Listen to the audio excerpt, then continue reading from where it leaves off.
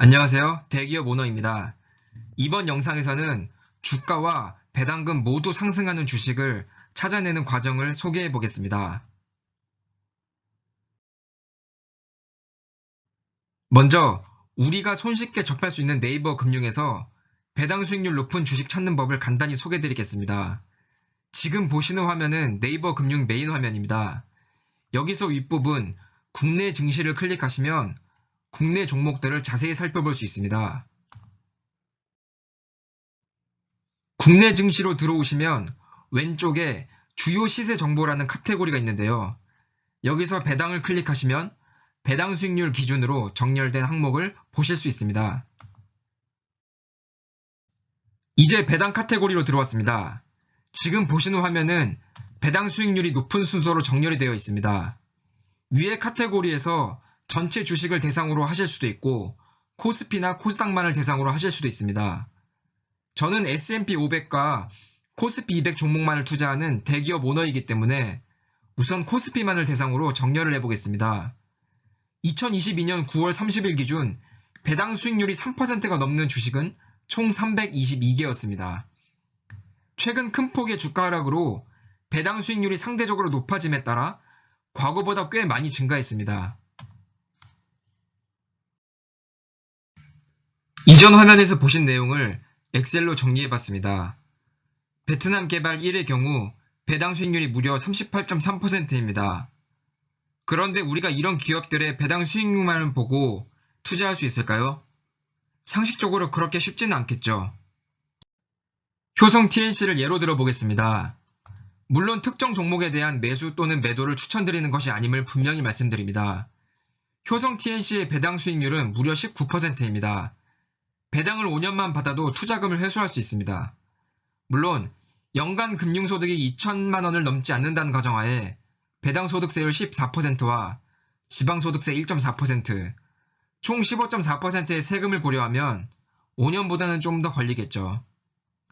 하지만 효정 TNC의 배당 수익률은 현재 주가 25만 9천 원인 주식에서 2021년 배당금 5만 원이 지급되었기 때문입니다.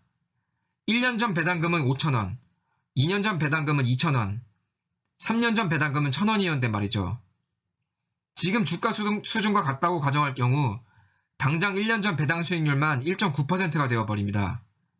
그렇기 때문에 우리는 직전기 배당금만을 생각하고 배당 소득을 목적으로 투자해서는 안 됩니다. 배당주를 고를 때 고려해야 할 사항이 있습니다. 먼저 배당 수익률입니다. 당연히 배당 수익률이 높아야겠죠. 그 다음은 과거 배당금 지급 내역입니다. 과거 배당금 지급이 들쑥날쑥하거나 하락하는 경우 배당주로 적절하지 않을 것입니다. 결국 배당금은 매년 같거나 증가하는 모습을 보여야 할 것입니다. 물론 직전 연도에만 배당금을 많이 지급함에 따라 배당 수익률이 크게 계산된 것은 아닌지 추가로 고려해야 합니다. 다음은 배당 성향입니다. 배당 성향은 회사가 벌어들인 당기 순이익 대비 배당금의 비율을 말합니다. 배당 성향이 높을수록 기업의 이익을 적극적으로 주주에게 배당금을 지급하는 것입니다. 다만 배당 성향이 높다는 것은 사업에 투자하는 비율이 낮다는 의미이기도 합니다. 그 다음은 주가입니다. 주가의 하락으로 배당 수익률이 높게 계산된 건 아닌지 고려해야 합니다. 마지막으로 안정적으로 이익이 발생하는 기업이어야 하겠습니다. 우선 배당금과 관련해서 2021년도 배당금이 4개년 동안 같거나 증가한 기업을 추렸습니다.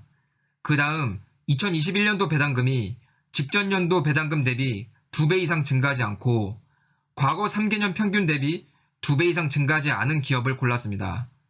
총 162개의 기업이 선정되었습니다. 상위권은 대부분 증권회사가 차지했습니다. 이 기업들은 배당금을 안정적으로 지급하는 기업들이라 생각할 수 있습니다. 이제 이 많은 배당주들 가운데 어떤 배당주를 선택할 것인가가 고민됩니다. 이제부터 여러 가지 각도로 생각을 해볼 수 있습니다.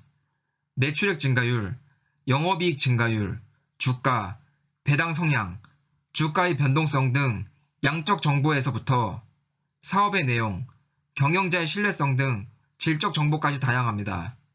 각자 중요시하는 척도를 가지고 고르시면 됩니다. 배당주 영상을 시리즈물로 제작하여 여러가지 기준에서 배당주를 골라보려고 합니다.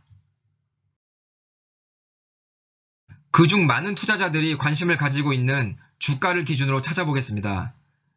배당주는 보통 안정적인 사업을 영위하고 신규 투자가 적은 기업들이 많습니다. 대표적으로 금융과 통신주이죠. 그런데 배당금을 지급하면 배당락이라는 것이 발생합니다.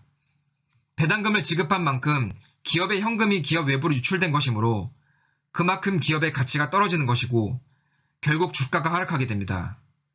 따라서 기업의 성장력이 높지 않고 배당락 발생으로 배당주는 주가의 큰 상승을 기대하기 어렵습니다.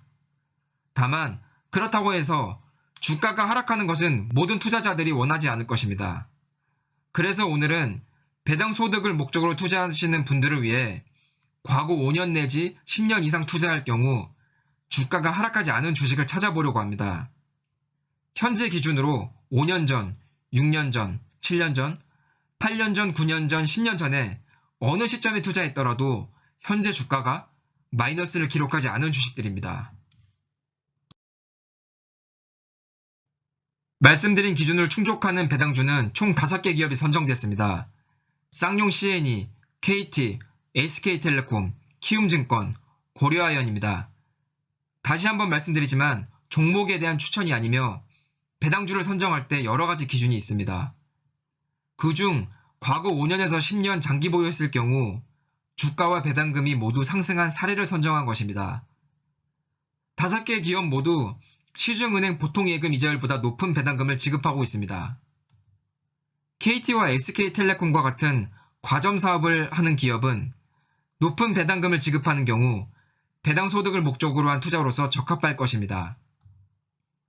고려아연 역시 아연 생산 세계 1위 기업이며 납, 은, 금 등도 중요한 매출을 차지하고 있습니다.